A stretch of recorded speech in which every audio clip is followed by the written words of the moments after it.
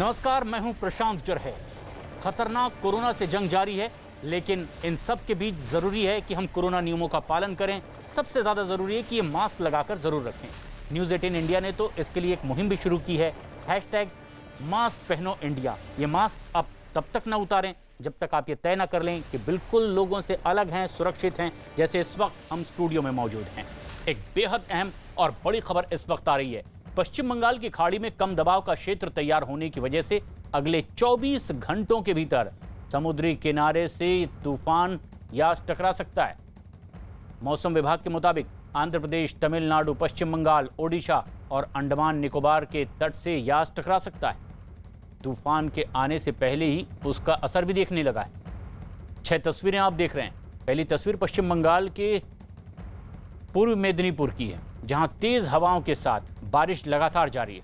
समंदर में ऊंची लहरें उठ रही है और तूफान आने से पहले ही उसका असर साफ देखा जा सकता है। दूसरी तस्वीर ओडिशा के बालासोर की है, जहां हवाएं काफी तेज हो गई हैं और इसकी वजह से समंदर में तेज लहरें उठने लगी है। भारी बारिश की संभावना भी जताई गई है। तीसरी तस्वीर ओडिशा के ही जगत सिंहपुर की है, जहां तूफान आने से पहले ही मछुआरों ने समंदर से नावों को निकाल लिया है। और चौथी तस्वीर ओडिशा के भुवनेश्वर की, जहां बाढ़ पीड़ितों के लिए बड़े पैमाने पर खाने के पैकेट्स तैयार किए जा रहे हैं। पांचवी तस्वीर बंगाल के पूर्व मेदिनीपुर की है, जहां प्रशासन ने पहले ही तूफान के खतरे को देखते हुए निचले इलाकों को खाली करा लिया है और लोगों को सुरक्षित जगहों पर भेज दिया गया है। और छठी तस्वीर है बिहार के भागलपुर की। भागलपुर में समुद्री तूफान की आशंका के मद्देनजर मौसम पूरी तरह से बदला नजर आ रहा है। यहां तेज हवाओं के साथ साथ तेज बारिश भी हो रही है। चक्रवाती तूफान यास अगले 24 घंटे में ओडिशा के तट से टकरा सकता है और इससे निपटने के लिए पुख्ता तैयारी भी की गई है। यास से निपटने के लिए एनडीआरएफ की 109 टीमें भी प्रभावित इलाकों में तैनात हो गई। पश्चिम बंगाल में एनडीआरएफ की 42 और ओडिशा में 44 टीमें तैनात की गई है। इसके अलावा लोगों से समंदर से दूर रहने की भी सलाह दी गई है। ओडिशा और बंगाल में कुछ जगहों पर तो बारिश भी लगातार जारी है।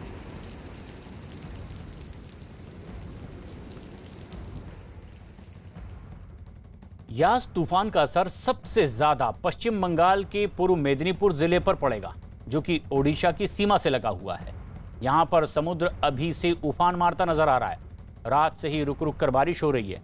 दिन में बारिश तेज होने के भी आसार है। और ये तस्वीर उन्हीं इलाकों की है जहां अब सबसे ज्यादा ध्यान देने की जरूरत थी। निचले इलाकों को तो खाली करा लिया गया है, एनडीआरएफ की टीमें भी तैनात हैं, लेकिन पश्चिम बंगाल का वो इलाका जो ओडिशा से लगा हुआ है, पूर्व मेदिनीपुर, यहां पर सबसे ज्यादा एहतियात बरती जा रही है और समंदर में ऊंची ऊंची लहरें अभी से उठनी शुरू हो गई है। पश्चिम बंगाल के पूर्व मेदिनीपुर में यास तूफान को देखते हुए लोगों को अलर्ट कर दिया गया है। पूर्व मेदिनीपुर के कई इलाकों में बारिश भी हो रही है। पूर्व मेदिनीपुर के दीघा में भी भारी बारिश, और इसके बाद लोगों को अलर्ट किया गया।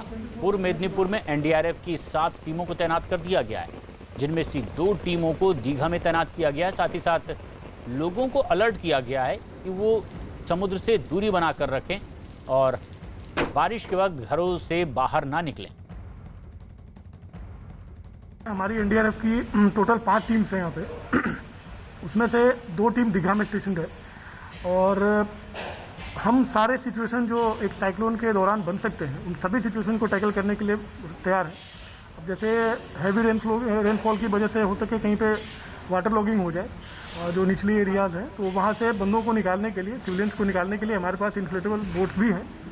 और उसके अलावा अगर किसी को ऐसी ज़रूरत पड़े तो हमारे जितने रेस्क्यूअर्स हैं सभी ट्रेंड मेडिकल फर्स्ट रिस्पॉन्डर्स हैं। तो अगर किसी को बिफोर सेंडिंग टू हॉस्पिटल उनको किसी को पीएचडी की जरूरत है, प्री हॉस्पिटल ट्रीटमेंट की, तो वो भी हमारे रेस्क्यूअर्स उनको प्रोवाइड कर सकते हैं। पश्चिम बंगाल के पूर्व मेदिनीपुर जिले के दीघा में एनडीआरएफ की टीम ने समंदर के किनारे रहने वाले लोगों को निकालकर सुरक्षित जगहों पर भेज दिया है। यास तूफान की वजह से इन लोगों को खतरा था और इसके बाद एनडीआरएफ की टीम एक निचले इलाके में पहुंची और करीब 50 लोगों को शेल्टर होम में भेज दिया गया है, क्योंकि यास तूफान के अगले 24 घंटे में ही ओडिशा के समुद्री किनारे से टकराने की आशंका व्यक्त की गई और इसके बाद तेज हवाओं के साथ भारी बारिश भी हो सकती है। ऐसे में लोगों को सुरक्षित जगहों पर भेज दिया गया है। 21 तारीख से हमारा टीम सेकंड एनडीआरएफ कोलकाता से 2 टीम यहाँ पर आया इस मेदिनीपुर में। हम गांव-गांव में जाके लोगों को जागरूक कर रहे हैं ताकि इस जो तो बहुत तेज तूफान आ रहा है इससे प्रति ये लोग सतर्क होकर अपने समय से सुरक्षित जगह पर चले जाए और कोई भी नुकसान से बच सके। ओडिशा के बालेश्वर में भी तूफान से बचाव की पूरी तैयारियां कर ली गई है। हालांकि वहां सुबह से ही तेज हवाएं चल रही है और भारी बारिश होने की आशंका जाहिर की गई। साथ ही साथ लोगों को बिना काम के घरों से बाहर ना निकलने की भी हिदायत दी गई है।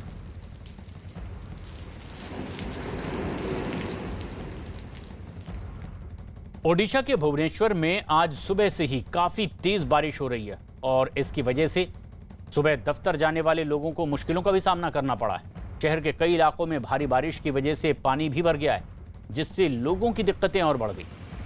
बारिश के साथ साथ वहां तेज हवाएं भी चल रही है।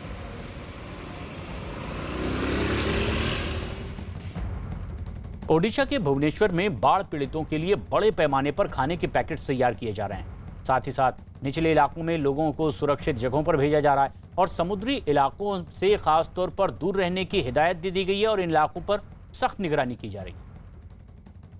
और ये खाने के पैकेट्स जो उन लोगों के लिए तैयार किए गए हैं जो इससे सीधे प्रभावित हो सकते हैं। भुवनेश्वर के ये तस्वीरें हैं जहां बड़े पैमाने पर उन लोगों के लिए खाने के पैकेट्स तैयार किए गए हैं जिन्हें यहां समुद्री किनारों से दूर ले जाया गया है, उन इलाकों में सुरक्षित जगहों पर ले जाया गया है जिनके लिए अब इस तरह के खाने की भी जरूरत होगी। ओडिशा के चांदीपुर में तूफान यास का असर तो अभी से दिखाई देने लगा है। निचले इलाकों में लगातार तेज बारिश जारी है और इसकी वजह से वहां कुछ जगहों पर तो बाढ़ के हालात बनते दिखाई दे रहे हैं। लोग कमर तक पानी में डूबकर चलने के लिए मजबूर दिखाई दिए। इस बीच प्रशासन ने भी निचले इलाकों में रहने वाले लोगों को वहां से निकालकर सुरक्षित जगहों पर पहुंचाना शुरू कर दिया है और मछुआरों को समंदर से दूर रहने की चेतावनी भी दे दी गई है। एनडीआरएफ के डीजी सत्यनारायण प्रधान ने एक वीडियो ट्वीट किया है जिसमें उन्होंने तूफान यास से निपटने की तैयारियों में जुटी एनडीआरएफ की पूरी तैयारियों को दिखाया है। पश्चिम बंगाल और ओडिशा में भेजी गई टीमों की जानकारी के साथ साथ इस ट्वीट में वायुसेना को भी धन्यवाद दिया गया है। वायुसेना के विमानों से ही एनडीआरएफ की टीमें राहत और बचाव के काम में लगी हुई हैं।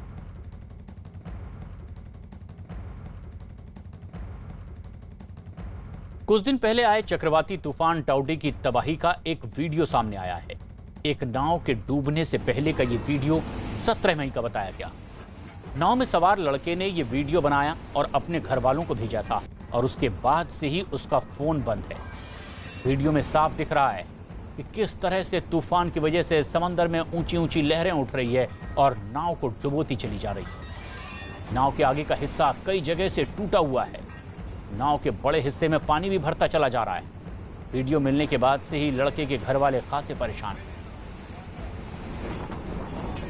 लेकिन ये तस्वीर दिल दहला देने वाली है। माना यह जा रहा है कि इस हादसे के वक्त का ये आखिरी वीडियो है। अब घर वाले परेशान हैं कि आखिर उनका बेटा इस वक्त कहां होगा। लेकिन ये वो वीडियो माना जा रहा है जो इस पूरे हादसे को बयां कर रहा है।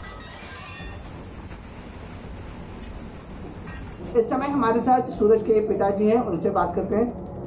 ये बताइए कि आपका नाम क्या है और सूरज के बारे में आपको क्या जानकारी मिली है अभी तक और ये वीडियो कब का है? मेरा नाम सूरज संतलाल चौहान है, मेरा लड़का सूरज चौहान है। ये वीडियो मतलब हमको कल दिखाई पड़ा और तो मैं देखा तो मतलब वो पूछे कि मतलब ये सूरज चौहान, हम यहाँ सर सूरज चौहान मेरा ही लड़का है। तो अपने पुलिस के पास गए जो मिसिंग है या फिर पता नहीं चल रहा है, पुलिस क्या बोल रही है? पुलिस तो कुछ नहीं बोल रही है। और एक मतलब कॉल गया था, उसके बारे में हम लोग बोले तो कहाँ ऐसा होता है, ये कोई शिकायत नहीं। लेकिन ये बताइए अंकल कि ये जो वीडियो है आपका बेटा उस टग बोट में काम करता था, उस बोट में कैसे पहुंचा, कुछ जानकारी मिली? कब का वीडियो है, किसने भेजा? वीडियो तो मतलब उसी दिन का है, लेकिन ये मुझे नहीं पता कि मेरा लड़का कब इस पे चला गया। आपका बेटा कहाँ था? मेरा बेटा मतलब ये एक टैंकर मतलब था, तेल टैंकर, उसी पर रहता था, कंपनी का बोर्ड था। ओके, तो ये वीडियो में जो टग बोट दिख रही है वहाँ कैसे पहुँचा? कंपनी ने कुछ कंपनी से बातचीत हुई? कंपनी कुछ बता रही है आपको? नहीं, कंपनी कुछ नहीं बोल रही है। कंपनी हम यहाँ तक कि हमको पता भी नहीं दिया। हमारे रिश्तेदार थे तो वही बादाम को दिए, फिर मैं बाहर को मतलब वहाँ से आया बॉम्बे। लेकिन ये वीडियो उसी दिन का है जिसमें जिस दिन ये टगबोट डूबी थी और सूरज दिख रहा है। हाँ, वीडियो उसी दिन का है। कुछ दिन पहले आए तूफान टाउटे से हुई तबाही का एक वीडियो गुजरात के अमरेली से भी सामने आया है। यहाँ तूफान की वजह से बड़ी बर्बादी हुई है। जो तस्वीरें सामने आई उससे अंदाजा लगाया जा सकता है कि तूफान ने वहां किस कदर तबाही मचाई है। मकानों की छतें उड़ गई है, कई पेड़ मकानों पर गिर गए। तूफान की वजह से कई पेड़ और मकानों को भारी नुकसान हुआ है, जबकि कई बगीचे वहां पूरी तरह से बर्बाद नजर आए। कुछ दिन पहले ही अरब सागर से उठे चक्रवाती तूफान ने गुजरात में जमकर तबाही मचाई। गुजरात के अमरेली जिले में तो टाउटे तूफान की वजह से 22 मछुआरे समंदर में फंस गए थे, जिन्हें कोस्ट गार्ड के जवानों ने अपनी जान की बाजी लगाकर रेस्क्यू किया। इस खतरनाक रेस्क्यू ऑपरेशन का एक वीडियो भी सामने आया, जिसमें कोस्ट गार्ड के जवान तूफानी हवाओं के बीच मछुआरों को समंदर से सुरक्षित निकालते दिखाई दिए।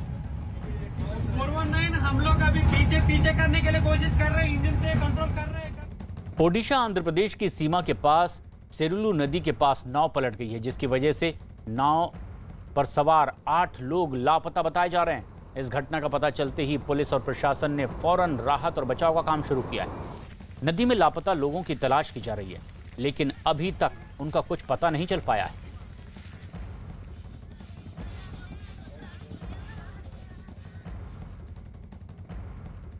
कोरोना महामारी ने पूरे देश में कोहराम मचा रखा है। रोज हजारों की तादाद में लोगों की मौत हो रही है, लेकिन इसके बाद भी लोग कोरोना नियमों को तोड़ने से बाज नहीं आ रहे हैं। मध्य प्रदेश के जबलपुर की एक मंडी से हैरान करने वाली तस्वीरें सामने आई। मंडी में कोरोना नियमों की धज्जियां उड़ाते सैकड़ों की तादाद में लोग दिखाई दिए। देखकर ऐसा लगा ही नहीं कि देश में कोरोना फैला हुआ है। इन सब से ये लोग बेपरवाह नजर आए। मंडी में आए कई लोग तो बगैर मास्क के ही घूमते दिखाई दिए। सोशल डिस्टेंसिंग की तो बात ही छोड़ दीजिए, कोरोना को भूलकर लोग सब्जी खरीदने में मशगूल दिखाई दी। देश अब भी कोरोना की दूसरी लहर से जूझ रहा है और ज्यादातर राज्यों में पाबंदी लोगों की मजबूरी बन चुकी। लेकिन कोरोना से पैदा हुई सारी परेशानियों के बावजूद लोगों की लापरवाही अपने चरम पर है। कई राज्यों में तो लोगों की पाबंदियों के बावजूद नियमों की धज्जियां वो उड़ाते दिखाई दे रहे हैं। और जो तस्वीरें सामने आ रही है वो कुछ यही बयां करती है कि कहीं आस्था के नाम पर तो कहीं किसी कार्यक्रम के नाम पर लोगों की भीड़ कोरोना को खुलेआम न्योता दे रही है। कोरोना को न्योता देती लापरवाही, पाबंदी के बावजूद टूटे नियम। कब सुधरेंगे लापरवाह लोग? लोगों की भारी भीड़, पैर रखने की जगह नहीं और धक्का मुक्की। ये तस्वीरें महाराष्ट्र के जलगांव की हैं, जहां पाबंदी के नियम लागू करवाने की कोशिश कर रही पुलिस से इलाके में फल बेच रहे लोग भिड़ गए। इस बीच हंगामा ऐसा हुआ कि नौबत धक्का मुक्की की भी आ गई। न तो लोगों ने ठीक से मास्क लगाया और लड़ाई के आगे सोशल डिस्टेंसिंग के बारे में कोई क्यों सोचे। महाराष्ट्र में फल और सब्जी बेचने के लिए सुबह 7 से 11 बजे तक पाबंदी में छूट दी जाती है, लेकिन जब फल बेचने वाले 11 बजे के बाद भी अपने घरों को नहीं लौटे तो पुलिस ने उन्हें समझाने की कोशिश की। लेकिन लापरवाही का आलम यह कि लोग पुलिस से ही भिड़ गए और जमकर कोरोना से बचाव के नियमों की धज्जियां उड़ाई गई। मध्य प्रदेश के उज्जैन से भी हैरान कर देने वाली तस्वीरें सामने आई। वहां मालाखेड़ी गांव में स्वास्थ्य विभाग की टीम पर गांव के करीब 50 लोगों ने हमला बोल दिया।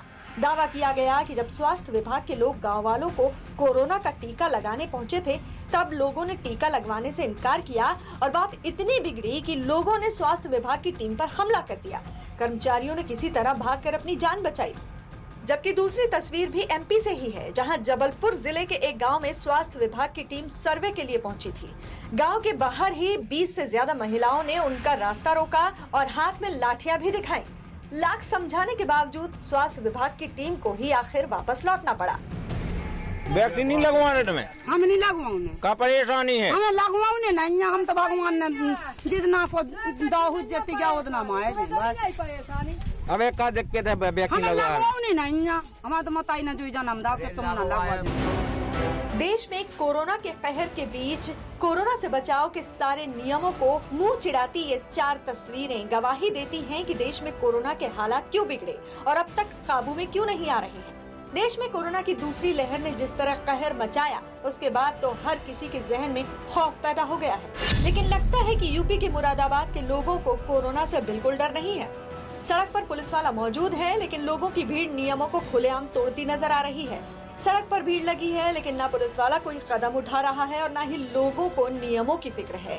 पुलिस लोगों के चालान भी काट रही है, लोगों के घरों से निकलने पर निगरानी भी कर रही है, लेकिन लोगों के घरों से बाहर निकलने की भी अपनी अपनी दलीलें हैं। मुरादाबाद में आंशिक कर्फ्यू और लॉकडाउन का कितना पालन हो रहा है इस वक्त मैं आपको दिखाऊंगा। मुरादाबाद का ये गलशहीद चौराहा है जहाँ पुलिसकर्मी खड़े हैं, लोग भी गुजर रहे हैं। तो मुरादाबाद में अभी पुलिस कामयाब नहीं है लॉकडाउन का पालन कराने में।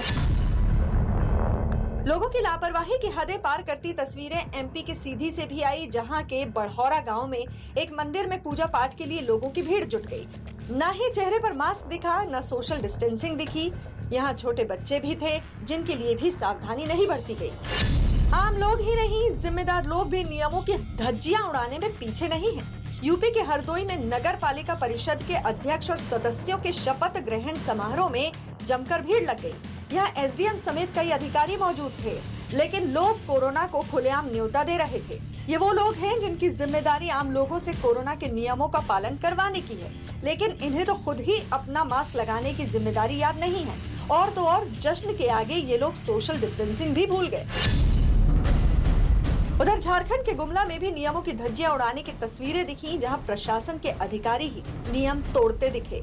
प्रशासन की तरफ से आंगनबाड़ी कार्यकर्ताओं को ऑक्सीमीटर बांटे गए, लेकिन ये आंगनबाड़ी कार्यकर्ताएं भीड़ लगाकर एक जगह जुट गईं, एक दूसरे से चिपकी दिखी और नियमों के पालन की किसी को फिक्र नहीं थी। देश के अलग अलग राज्यों में ये हाल तब है जब आज भी कोरोना के मरीजों की संख्या 2.25 लाख से ज्यादा है और कोरोना से मरने वालों की संख्या अब भी करीब 3,500 है। बीते 24 घंटे की ही बात करें तो देश में 1,96,000 नए मरीज सामने आए हैं, जबकि एक दिन में 3,511 मरीजों की मौत हो गई। हालांकि देश में पॉजिटिविटी रेट भी कम हो रहा है, जो अब 10% के नीचे आ गया है। लेकिन यही वो वक्त है जब कोरोना से बचाव के नियमों का और भी सख्ती से पालन करना जरूरी है। ऐसे में जरा सी लापरवाही भारी पड़ सकती है और हालात फिर बिगड़ सकते हैं। लोगों को ये समझना जरूरी है कि सावधानी बरतने और नियमों का पालन करने में ही समझदारी है। उत्तर प्रदेश के मुख्यमंत्री योगी आदित्यनाथ कोरोना के खिलाफ फुल एक्शन में इस वक्त दिखाई दे रहे हैं। मुख्यमंत्री योगी आदित्यनाथ आज मिर्जापुर में हैं। यहां उन्होंने कलेक्ट्रेट परिसर में मौजूद integrated command and control centre का जायजा लिया है। कंट्रोल रूम किस तरह से काम कर रहा है, किस तरह की सूचनाएं दी जा रही है और इसके बारे में अधिकारियों से भी उन्होंने जानकारी ली है। इसके बाद ब्लॉक लेवल अस्पताल में ऑक्सीजन प्लांट की भी शुरुआत की। उत्तर प्रदेश के बारे में कहा जाता था कि उत्तर प्रदेश में 25 अप्रैल से लेकर के 10 मई के बीच में 1 लाख पॉजिटिव केस प्रतिदिन आएंगे। उत्तर प्रदेश में एक्टिव केस की संख्या 30 लाख से ज्यादा हो जाएगी। लेकिन उत्तर प्रदेश में पूरी टीम ने कोविड प्रबंधन का एक बेहतर उदाहरण प्रस्तुत किया और इसके तहत टेस्ट एंड ट्रीट का जो फार्मूला आदरणीय प्रधानमंत्री जी ने देश को दिया था, हम लोगों ने उसको प्रभावी ढंग से लागू किया। मिर्जापुर में कोरोना से निपटने की तैयारियों का जायजा लेने के बाद योगी आदित्यनाथ गोरखपुर भी पहुंचने वाले हैं। यहां वो जिला अस्पताल का निरीक्षण करेंगे और गोरखपुर के जिला अस्पताल में बच्चों के लिए खास वार्ड तैयार कर लिया गया है। यहां तैनात डॉक्टरों और नर्सों का दावा है कि बच्चों को तीसरी लहर के कहर से बचाने के लिए यहां मुकम्मल तैयारियां हैं। अब सीएम खुद इन तैयारियों की समीक्षा करेंगे और इसके अलावा एम्स का भी निरीक्षण करेंगे।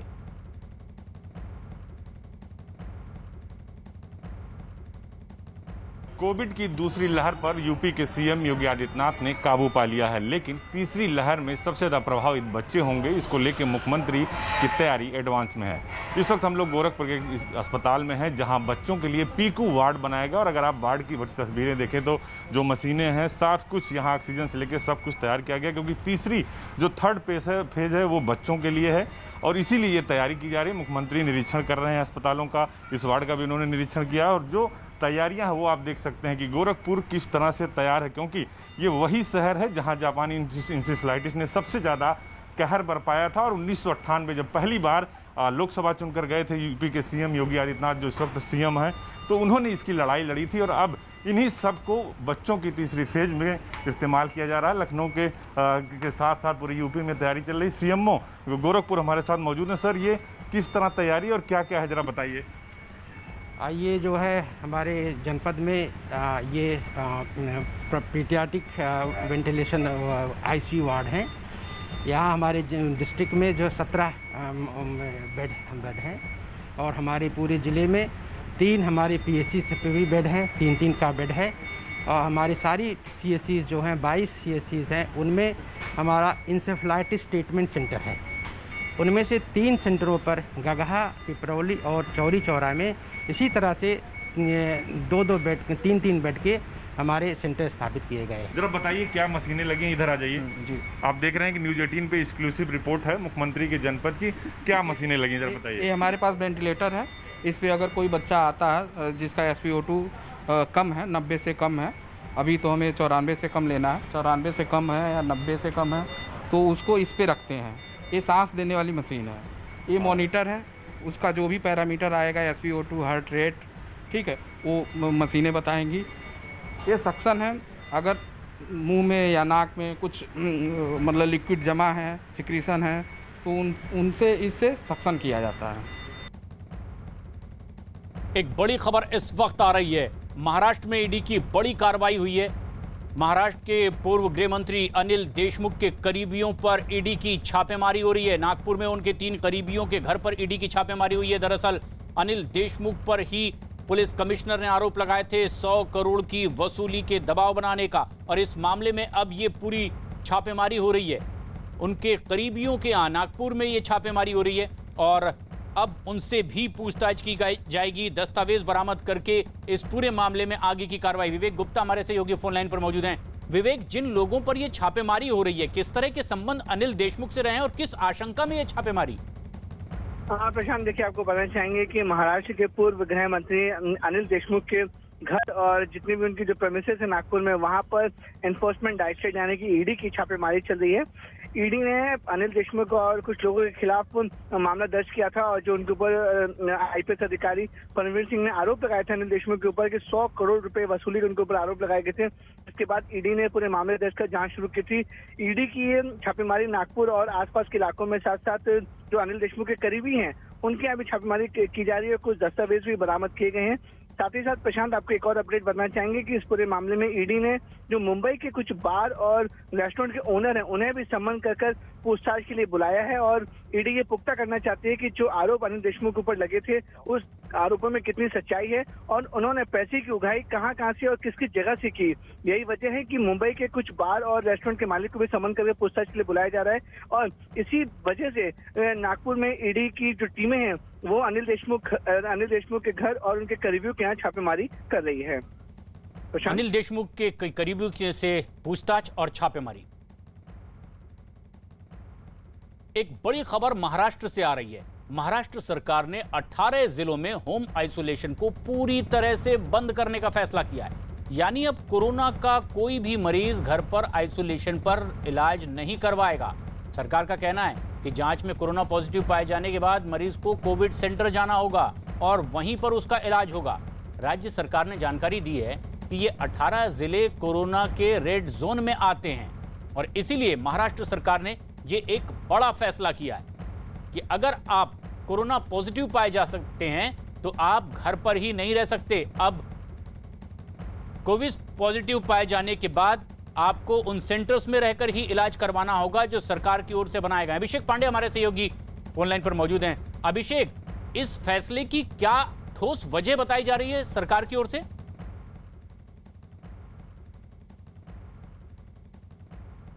हम अपने सहयोगी से फिर जुड़ने की कोशिश करेंगे। ये एक बेहद अहम खबर, महाराष्ट्र सरकार का ये बड़ा फैसला है कि होम आइसोलेशन में अब कोई नहीं रहेगा कोरोना पॉजिटिव महाराष्ट्र में, उसे उन सेंटर्स में ही आकर इलाज करवाना पड़ेगा जो महाराष्ट्र सरकार ने बनाए हैं। अभिषेक, आखिर इस तरह के फैसले की जरूरत क्यों महसूस कर रही है महाराष्ट्र सरकार?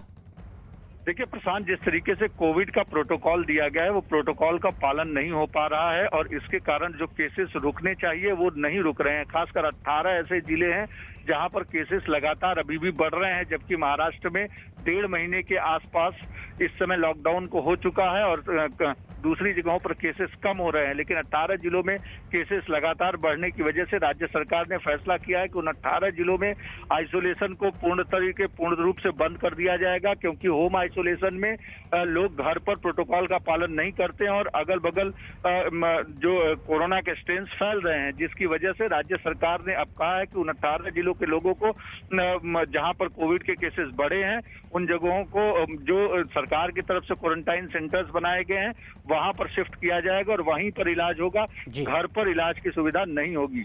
बिल्कुल।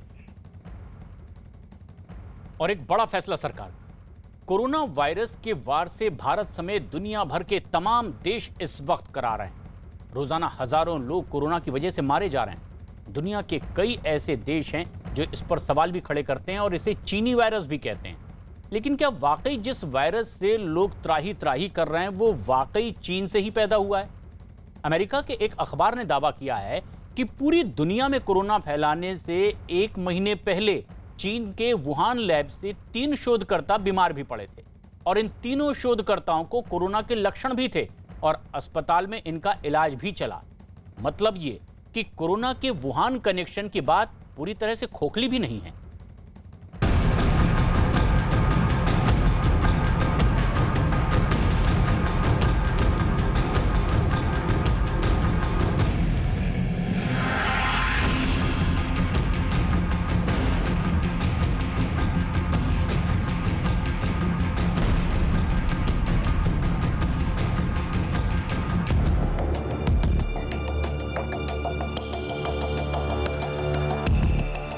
कोरोना महामारी ने पिछले करीब 1.5 साल से दुनिया भर में तबाही मचा रखी है। इस वायरस ने करोड़ों लोगों को अपना शिकार बनाया और लाखों जिंदगियां निगल ली। भारत में तो कोरोना की दूसरी लहर से मौतों का आंकड़ा बढ़ता चला जा रहा है, लेकिन अब तक ये पता नहीं चल सका कि कोरोना वायरस की उत्पत्ति कहां और कैसे हुई। WHO के अलावा कई देश इस बात की तफ्तीश कर रहे हैं कि कोरोना कहीं इंसान का बनाया वायरस तो नहीं है। कहीं चीन की वुहान लैब से इस घातक वायरस का कोई कनेक्शन तो नहीं है। दुनिया के ज्यादातर देशों का मानना है कि कोरोना वायरस के लिए चीन ही जिम्मेदार है, जबकि चीन इससे पल्ला झाड़ता रहा है।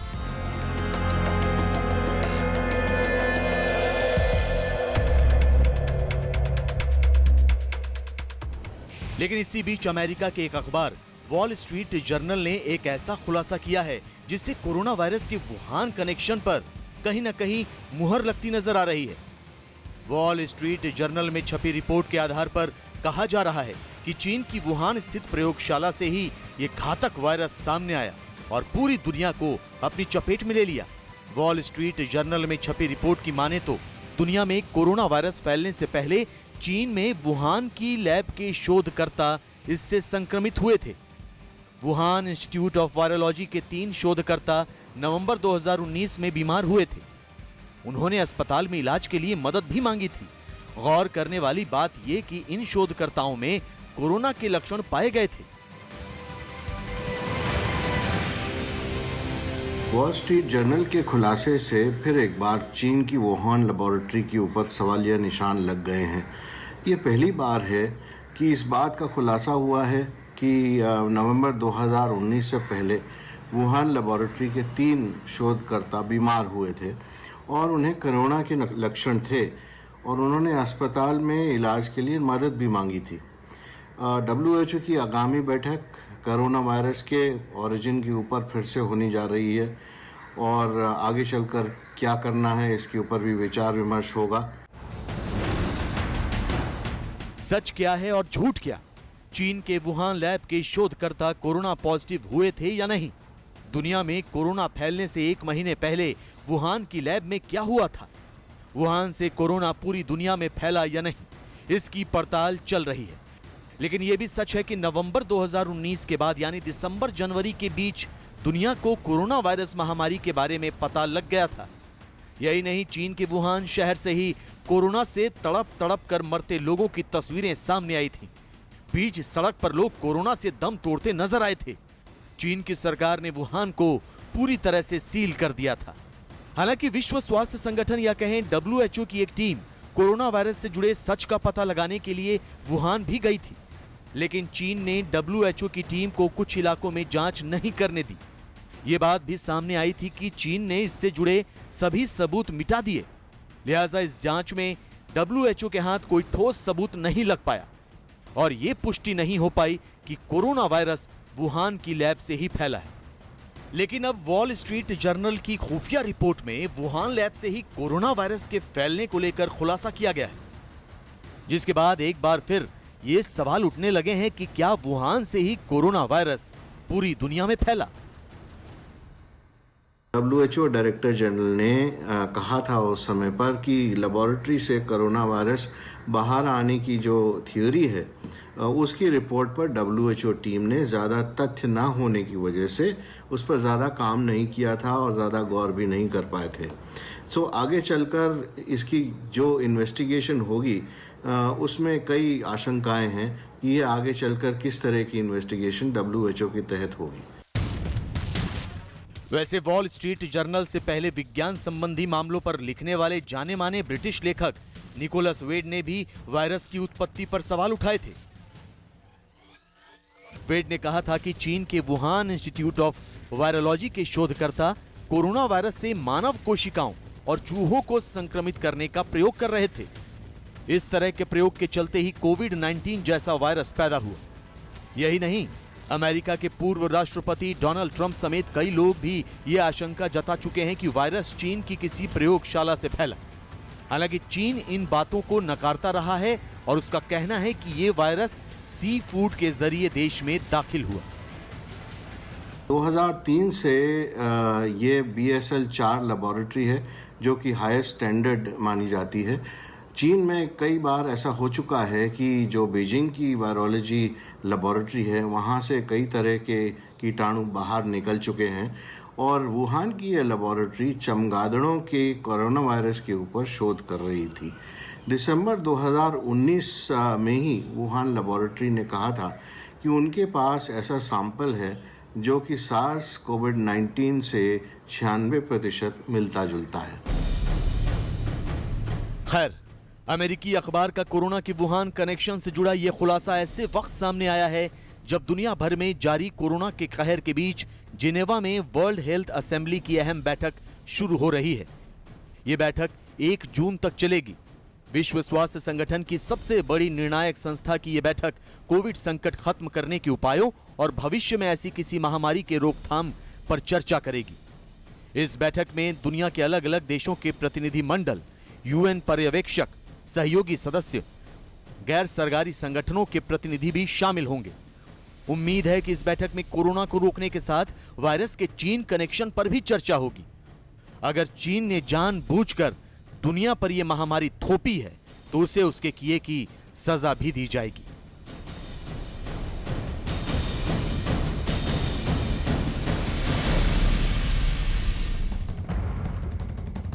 टूलकिट मामले से जुड़ी एक बेहद अहम खबर। इस मामले में बीजेपी लगातार कांग्रेस पर निशाना साध रही है, तो वहीं कांग्रेस बीजेपी पर टूलकिट मामले में झूठ बोलने का आरोप लगा रही है। इस मामले में कल दिल्ली पुलिस की एक टीम ट्विटर इंडिया के दफ्तर पहुंची और वहां मौजूद कर्मचारियों से पूछताछ भी की गई। ये पूछताछ टूलकिट से जुड़े ट्वीट पर मैनिपुलेटेड मीडिया का टैग लगाने के मामले में की गई है। दिल्ली पुलिस ने ट्विटर इंडिया से पूछा कि आखिर किस आधार पर उसने टूलकिट वाले ट्वीट को मैनिपुलेटेड मीडिया करार दिया है, उसके पास इससे जुड़े आखिर क्या सबूत हैं। इस मामले में ट्विटर का पक्ष अब तक सामने नहीं आया है। कुछ रोज पहले ही बीजेपी नेता संबित पात्रा ने एक टूलकिट को कांग्रेस का टूलकिट बताते हुए उसके जरिए प्रधानमंत्री नरेंद्र मोदी को बदनाम करने की साजिश रचने का आरोप लगाया। टूलकिट मामले में दिल्ली पुलिस ने भी जांच शुरू कर दी है। दिल्ली पुलिस की टीम ट्विटर इंडिया के 2 दफ्तरों में जांच और पूछताछ के लिए पहुंची। सूत्रों के मुताबिक टूलकिट मामले में ट्विटर इंडिया के CEO से भी पूछताछ की गई है और इस मामले में बीजेपी नेता अमित मालवीय ने भी कांग्रेस के साथ ट्विटर इंडिया पर भी निशाना साधा है। कुछ ऐसे प्रदेश हैं जहां कांग्रेस की आज भी सरकार है, वहां पर उन्होंने छत्तीसगढ़ के पूर्व मुख्यमंत्री डॉक्टर रमन सिंह और भारतीय जनता पार्टी के प्रवक्ता संबित पात्रा के खिलाफ FIR दर्ज करवाई है। अगर आप इस बात से आश्वस्त हैं कि ये आपका डॉक्यूमेंट नहीं है, तो आप इन्वेस्टिगेशन से क्यों भाग रहे हैं? और इन्वेस्टिगेशन जब तक ख़त्म नहीं हो जाती तब तक एजेंसीज का इस्तेमाल करके अपने राजनीतिक विरोधियों पर केस दर्ज करवाने का क्या मतलब है? दिल्ली पुलिस ने ट्विटर इंडिया के सीईओ से पूछा कि ट्विटर के पास ऐसी क्या जानकारी है जिसके आधार पर उन्होंने कुछ सोशल मीडिया यूज़र्स को, जिन्होंने कांग्रेस के टूल किट को पोस्ट किया था, उन्हें मैनिपुलेटेड मीडिया टैग किया है। स्वाभाविक सी बात है कि ट्विटर के पास जो जानकारी है उन्हें उसे एजेंसी को देना चाहिए, और ट्विटर इंडिया के सीईओ ये नहीं कह सकते कि वो सिर्फ मार्केटिंग और सेल्स के लिए जिम्मेदार हैं और कंटेंट के लिए नहीं। इस मुद्दे पर छत्तीसगढ़ के पूर्व मुख्यमंत्री डॉक्टर रमन सिंह ने ट्विटर इंडिया और कांग्रेस पर भी ट्वीट करके हमला बोला है। उन्होंने अपने ट्वीट में लिखा है, टूलकिट केस में जब ट्विटर के पास कार्रवाई करने के पर्याप्त सबूत हैं तो फिर दिल्ली पुलिस को जवाब देने में उसकी सांसें क्यों फूल रही है? नोटिस मिलते ही ट्विटर से संबंधित अधिकारी गायब हो गए। अब इनकी पैरवी करने वाले राहुल गांधी और भूपेश बघेल बताएंगे कि ये सब कहां छुपे हैं। टूलकिट मामले में कांग्रेस भी लगातार हमलावर मोड में है। कांग्रेस नेता राहुल गांधी ने #टूलकिट के साथ एक ट्वीट किया है जिसमें उन्होंने लिखा है, सत्य डरता नहीं। राहुल गांधी का यह दरअसल पलटवार बीजेपी सरकार पर।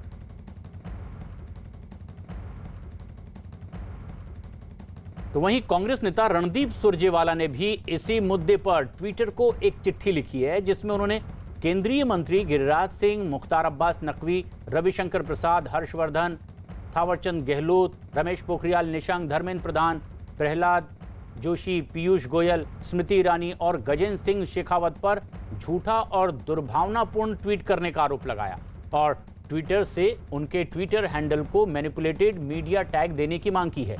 सबूत के तौर पर सुरजेवाला ने इन मंत्रियों के ट्वीट के स्क्रीनशॉट भी ट्विटर की लीगल टीम को भेजे हैं।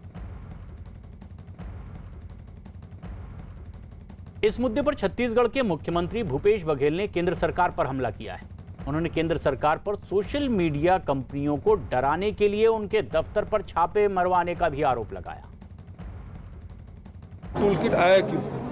वो इसलिए कि देश में कोरोना से लोगों को ध्यान बताने के लिए ये टूलकिट इजाद किया गया। टूलकिट के मामले में स्पष्ट हो गया है, ट्विटर ने कहा, जो उनके तरफ से जो बातें सामने आई है उसे धमकाने के लिए केंद्र सरकार ने उसके कार्यालय भेज दिया है। इसी से स्पष्ट होता है कि केंद्र सरकार बैठे हुए लोग किस स्तर पर जा रहे हैं।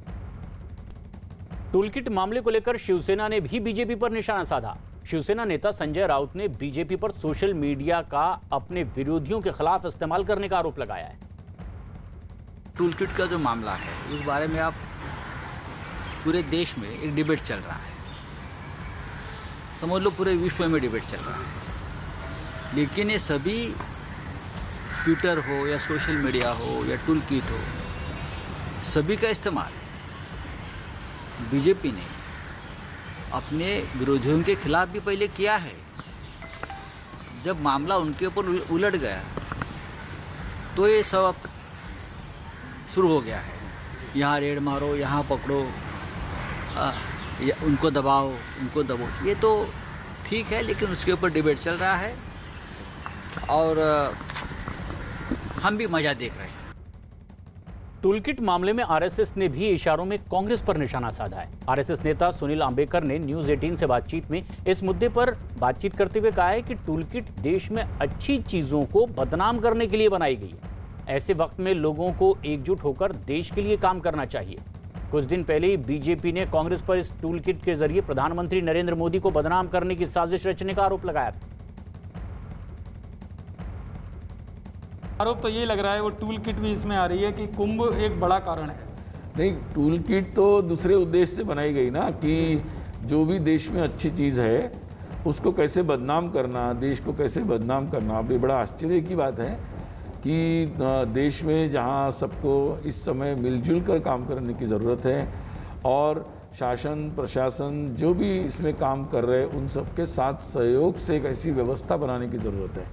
मैं तो आप लोगों के माध्यम से यही कहूँगा सबको कि 365 दिन राजनीति कर सकते हैं, लेकिन ये ऐसे दिन है कि जिस समय मुझे लगता है कि सबको एकजुट होकर, एक साजिश है पूरी कुंभ को बदनाम करने की टूल किट के माध्यम। मैं कहूँगा कि एकजुट होकर सबको काम करने की ज़रूरत है। अभी इन सब विषयों पर चर्चा मुझे लगता महत्वपूर्ण नहीं है। अभी चर्चा महत्वपूर्ण है कि हम लोग अपने कोरोना से लोगों को कैसे मुक्ति दे सकें, इसी पर हम कॉन्सेंट्रेट करें। एक बेहद अहम और बड़ी खबर इस वक्त की। फेसबुक, ट्विटर, इंस्टाग्राम समेत कई सोशल मीडिया प्लेटफॉर्म पर अब तालेबंदी की तलवार लटक रही है।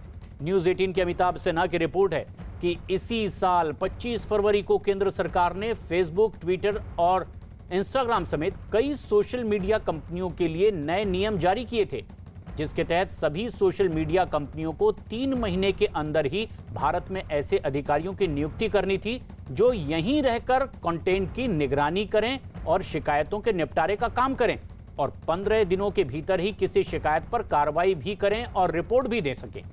सरकार का नियम मानने के लिए सभी सोशल मीडिया कंपनियों के पास केवल आज का वक्त अब बच गया है।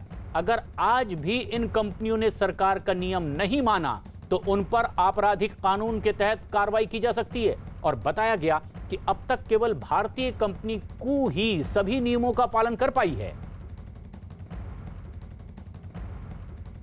हत्या के आरोप में घिरे पहलवान सुशील कुमार को उत्तर रेलवे ने नौकरी से निलंबित कर दिया है। न्यूज 18 के चंदन जजवाड़ी की खबर के मुताबिक सुशील कुमार पर आपराधिक केस चलने की वजह से यह कार्रवाई की गई है।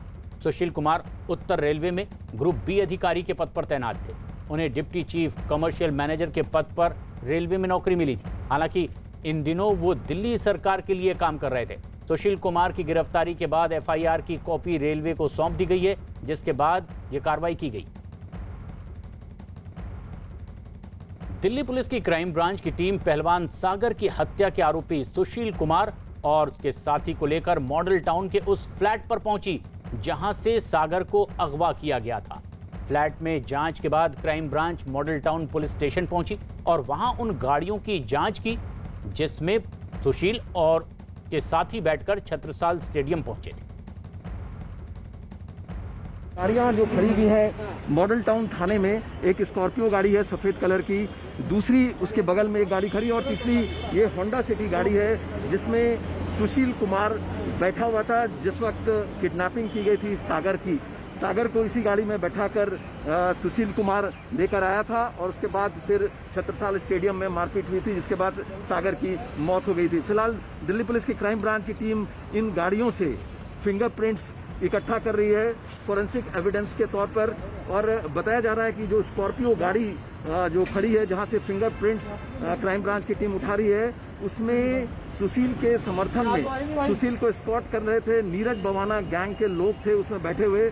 नीरज बवाना के गुर्गे थे जो सुशील के सपोर्ट में उसके पीछे पीछे चल रहे थे। तो कुल मिलाकर सुशील कुमार पर शिकंजा कसने के लिए फोरेंसिक एविडेंस यहां पर इकट्ठा किया जा रहा है।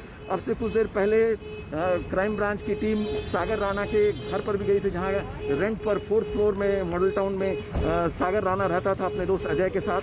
वहां से भी कुछ फिंगरप्रिंट्स कलेक्ट किए गए हैं। उसके बाद फिर मॉडल टाउन थाने में जो 3 गाड़ियां हैं स्कॉर्पियो के अलावा उससे फिंगरप्रिंट्स उठाने की कोशिश में है दिल्ली पुलिस क्राइम ब्रांच की टीम, ताकि फोरेंसिक एविडेंसेस को कलेक्ट किया जा सके और सुशील के खिलाफ जो पुख्ता सबूत उसको इकट्ठा किया जा सके। कैमरामैन प्रणय के साथ नीतीश कुमार, दिल्ली, न्यूज़ 18। इससे पहले पहलवान सागर की हत्या के आरोप में गिरफ्तार किए गए सुशील कुमार और उसके साथी को लेकर के क्राइम ब्रांच की टीम छत्रसाल स्टेडियम भी पहुंची जहां घटना का रिक्रिएशन किया गया। क्राइम ब्रांच के साथ ही फिंगरप्रिंट और फॉरेंसिक एक्सपर्ट की टीम भी मौजूद थी जिसने वहां से सबूत भी जुटाए। घटना वाले दिन क्या क्या हुआ था, कहां मारपीट की गई थी, इसकी भी पूरी जानकारी जुटाई गई।